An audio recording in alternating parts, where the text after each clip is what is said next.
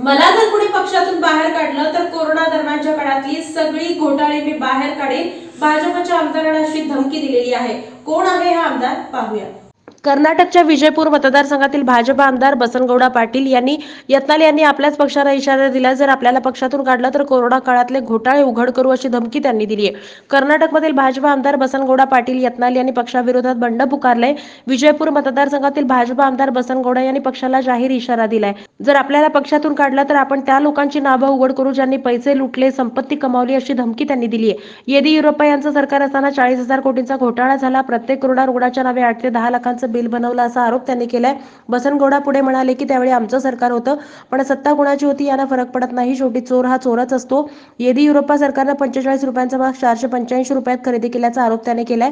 त्यांनी सांगितलं की बंगळूरमध्ये 10,000 बेड्सची व्यवस्था करण्यात आली होती आणि भाड्यानं 10,000 बेड्स मागवण्यात आले। जेव्हा मला कोविड झाला तेव्हा मणिपाल रुग्णालयानं 5,80,000 रुपये मागितले। गरीब माणूस इतके पैसे कुठून आणणार? भाजप आमदाराने केलेल्या या आरोपानंतर कर्नाटकचे मुख्यमंत्री सिद्धरामय्या यांची प्रतिक्रिया समोर आली आहे। त्यांनी म्हटलंय, भाजप आमदारांनी आमचे सर्व आरोप आणि पुरावे खरे ठरवले आहेत। भाजप सरकार 40% कमिशन सरकार होतं असाही आरोप त्यांनी केलाय। यत्नाल यांच्या आरोपांकडे पाहिल्यास भ्रष्टाचार आम्हाला वाटत होता त्याचाही 10% जास्त आहे।